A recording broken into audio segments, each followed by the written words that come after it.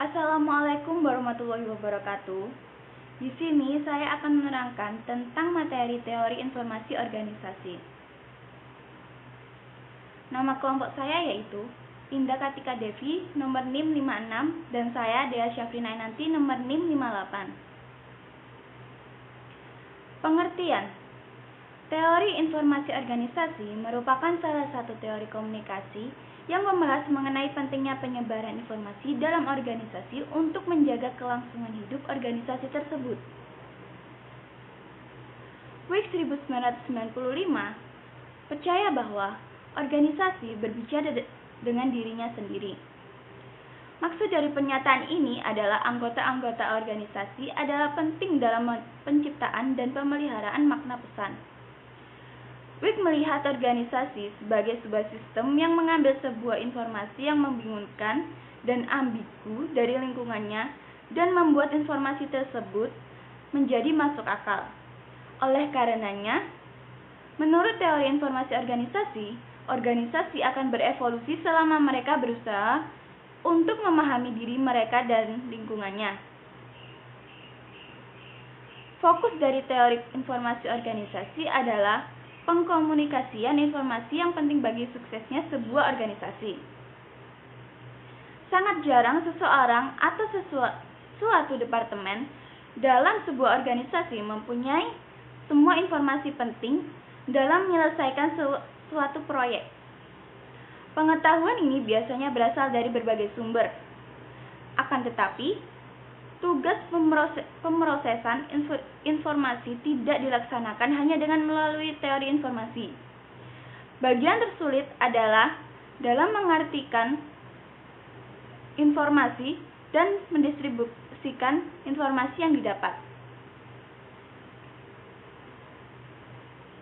Hal yang paling konstan adalah perubahan dalam organisasi. Teori Wig mengungkapkan bahwa organisasi dan lingkungannya berubah sangat cepat sehingga tidaklah realistis untuk memperlihatkan mereka seperti sekarang ini karena keadaan itu bukanlah kondisi pada masa depan. Ada dua sudut pandang utama yang mempengaruhi perubahan teori informasi organisasi. Yang pertama, teori sistem umum. Untuk menjelaskan pengaruh informasi dari lingkungan luar organisasi, Wig menerapkan teori sistem umum. Wig mengaplikasikan teori sistem umum dalam perkembangan untuk mempelajari mengenai cara organisasi mengelola informasi. Komponen penting dari teori sistem umum adalah umpan balik. Melalui umpan balik, unit-unit mampu menentukan jika informasi telah ditransmisikan secara jelas dan memadai untuk meraih tujuan yang diinginkan. Yang kedua adalah teori evolusi sosiokultur dari Darwin. Teori evolusi sosiokultur mendeskripsikan proses di mana organisasi mengumpulkan dan mengartikan informasi. Teori ini mempelajari tentang perubahan dalam lingkungan sosial mereka untuk beradaptasi terhadap perubahan dalam lingkungan sosial mereka. Istilah yang tepat untuk mendeskripsikan teori ini yaitu ketahanan pada makhluk unggul atau paling sesuai. Tujuan akhir bagi makhluk semua organisasi adalah ketahanan, dan organisasi bekerja untuk menemukan strategi terbaik untuk melalui semua tantangan. Kemudian ada asumsi-asumsi teori informasi organisasi. Ada 3 asumsi menurut Wig, yaitu yang pertama, organisasi manusia berada di dalam lingkungan informasi. Asumsi pertama ini menyatakan bahwa organisasi bergantung pada informasi dengan tujuan untuk berfungsi secara efektif dan meraih tujuannya. Yang kedua, ada informasi yang diterima organisasi berbeda dalam tingkat ekuivokalitasnya. Asumsi kedua ini memusatkan pada ambiguitas yang ada pada informasi. Sebuah organisasi perlu menentukan anggota yang paling berwawasan atau berpengalaman dalam menangani informasi tertentu yang diraih. Yang ketiga, organisasi manusia terlibat dalam proses informasi untuk mengurangi ekuivokalitas informasi. Di dalam asumsi ini, menyatakan bahwa organisasi terlibat dalam aktivitas bersama untuk membuat informasi yang diterima dapat dipahami. Konsep-konsep penting dan konsepsi informasi. Teori informasi organisasi terdiri dari sejumlah konsep kunci yang penting untuk teori ini. Berikut adalah konsep-konsepnya. Yang pertama, konsep lingkungan informasi atau total keseluruhan. Lingkungan informasi merupakan konsep inti dari pemahaman mengenai cara organisasi membentuk dan juga memproses informasi. Setiap hari kita menghadapi ribuan informasi, namun tidak realistis bahwa organisasi atau anggotanya dapat memproses informasi yang tersedia. Oleh karena itu, kita harus menyeleksi dan memusatkan informasi yang penting saja. Yang kedua adalah peraturan atau pedoman untuk menganalisis. Peraturan atau rules yaitu pedoman bagi organisasi ketika mereka mengulas kembali respon terhadap ekuivokalitas. Baik mengajukan strategi komunikasi yang penting jika organisasi berharap untuk menurunkan ekuivokalitas.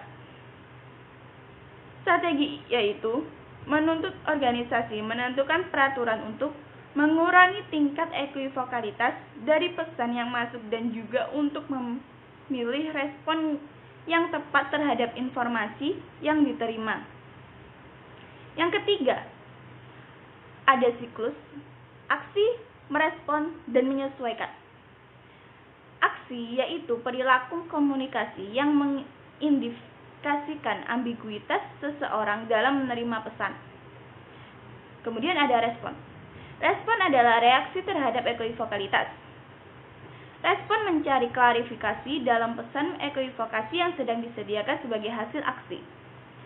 Yang kemudian, penyesuaian, yaitu respon organisasi terhadap ekuivokalitas. Sebagai hasil respon, organisasi memformulasikan respon sebagai hasil dari penyesuaian apapun yang dibuat terhadap pesan orisinil. Kemudian ada prinsip-prinsip ekuivokalitas. Teori informasi organisasi adalah ekuivokalitas. Organisasi menggunakan beberapa prinsip ketika berhadapan dengan ekuivokalitas. Sebuah organisasi harus menganalisis hubungan antara ekuivokalitas dan informasi peraturan yang organisasi miliki untuk mengurangi ekuivokalitas dan siklus komunikasi yang harusnya digunakan. Organisasi akan meneliti mengenai tingkat ekuivokalitas dari informasi masuk yang diterima dan menentukan apakah organisasi memiliki peraturan yang memadai yang dapat membimbing siklus komunikasi yang harus dilakukan untuk mengurangi ambiguitas. Organisasi memang tidak memiliki peraturan untuk mengatur respon komunikasi dan hanya berguna pada satu peraturan. Contohnya personal untuk mengatur siklus organisasi.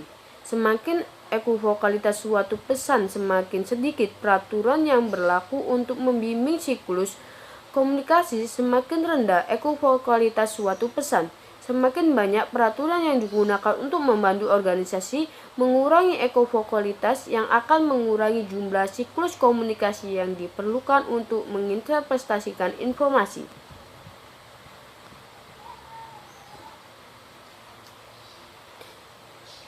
Jika organisasi hanya memiliki sedikit peraturan untuk membantu mengurangi ekuivokalitas, jumlah siklus yang lebih banyak akan diperlukan untuk menyaring ambiguitas. Peraturan satu-satunya yang terlibat dalam ekuivokalitas ini adalah berkomunikasi dengan orang personal yang berwawasan di area yang tepat. Contohnya audit eksternal, keterbukaan keuangan, dan lain-lain. Mengurangi ekuivokalitas mencoba menggunakan informasi. Mengurangi ekuivokalitas perlu dilakukan, namanya juga rumit. Namun juga rumit.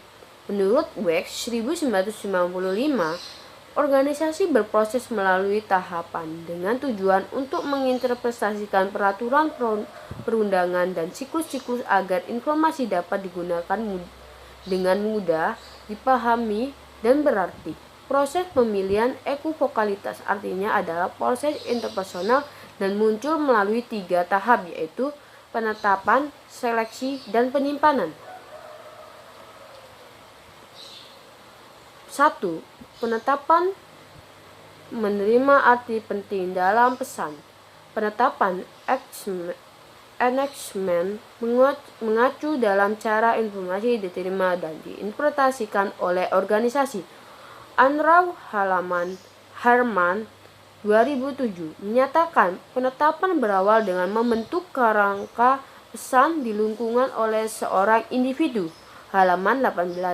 Selama tahapan ini, organisasi harus menganalisis masukan yang diterima untuk menentukan jumlah ekuvokalitas yang hadir. Dan untuk memberikan makna terhadap informasi, Wex percaya bahwa salah satu hal yang berhubungan dengan penetapan adalah penalaran, sense making, atau usaha untuk menciptakan pemahaman mengenai situasi yang rumit dan tidak pasti.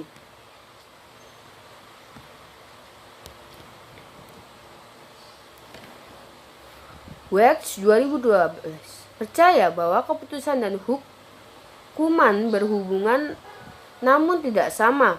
Faktanya, Wex mengutip perkataan pemimpin pemadam kebakaran kompilasi, ia berganti dari keputusan ke pengertian. Jika saya membuat keputusan, hal itu adalah hak milik saya. Hak milik yang saya banggakan, maka saya cenderung membelanya dan tidak mendengar orang-orang yang meragukannya. Jika saya melakukan penalaran, sifatnya lebih dinamis dan saya akan mendengarkan serta mengubahnya. Pengambilan keputusan adalah sesuatu yang dipercantik di luar saja, namun penalaran adalah arah untuk periode masa depan. Dikutip dalam Wex 2012 halaman 22. 2. Seleksi menginterpretasikan masukan. Organisasi harus menganalisis pengetahuan yang ada dan memiliki metode terbaik untuk mendapat informasi tambahan untuk lebih jauh lagi mengurangi ekuvokalitas. Jika informasi masih ambigu, organisasi harus melihat ke dalam sumber daya yang tersedia dan menentukan jika organisasi memiliki peraturan tambahan yang dapat membantu mengurangi ambiguitas.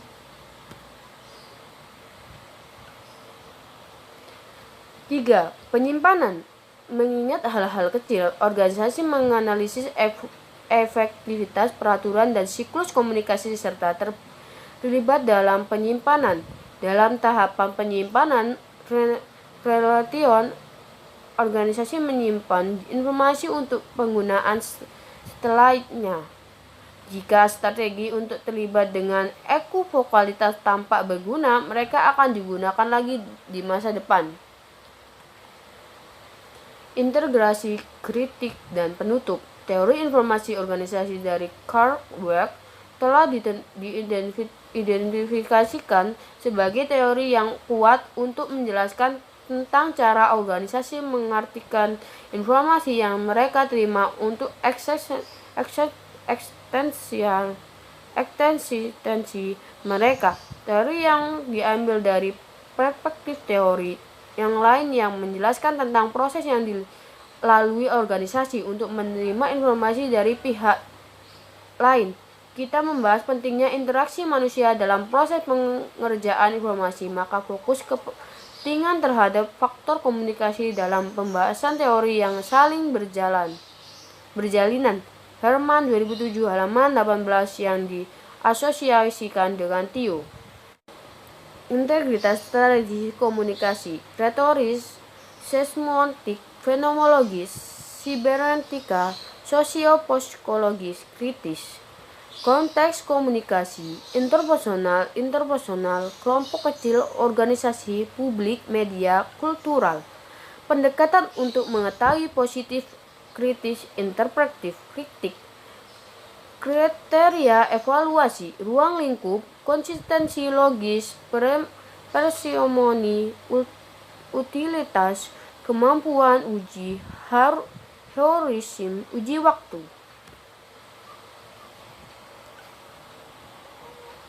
Konsistensi logis. Ingatlah bahwa teori harus masuk akal dan mampu menjelaskan konsep-konsep yang didiskusikan. Teori dari Weck tampaknya gagal pada tes konsistensi logis. Individu tidak sepenuhnya sadar atau tepat dalam menyelesaikan prosedural dan tindakan mereka mungkin lebih sering dilakukan sesuai intuisi pribadi berdasarkan peraturan organisasi.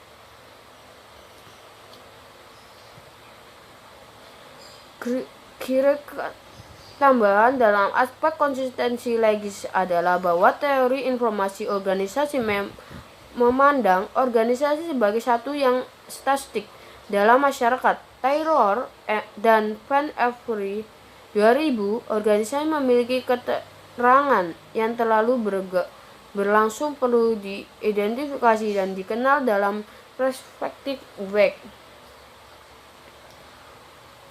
2. Utilitas. Kegunaan teori ini digarisbawahi oleh fokusnya dalam proses komunikasi. Teori informasi organisasi memusatkan perhatian pada proses komunikasi daripada peranan komunikasi itu sendiri, daripada berusaha menjelaskan mengenai orang-orang dalam organisasi dan kesulitan memprediksi. Weck memutuskan untuk membongkar proses kompleksitas proses informasi yang membuat teori ini lebih berguna. Heuristik, teori informasi organisasi, interaksi heuristik dan memicu situasi akademis. Teori ini telah menginspirasi pemilik untuk melakukan penelitian mengenai beragam topik, termasuk membanjiri informasi. Ulmer, Snow, dan Segal 2007, Humor Organisasi, Hess dan Champs 2012, dan Kohesi dalam Angkatan Bersenjata Amerika Serikat, Van S. 2008. Sekian dari presentasi kami, kurang lebihnya minta maaf. Assalamualaikum warahmatullahi wabarakatuh.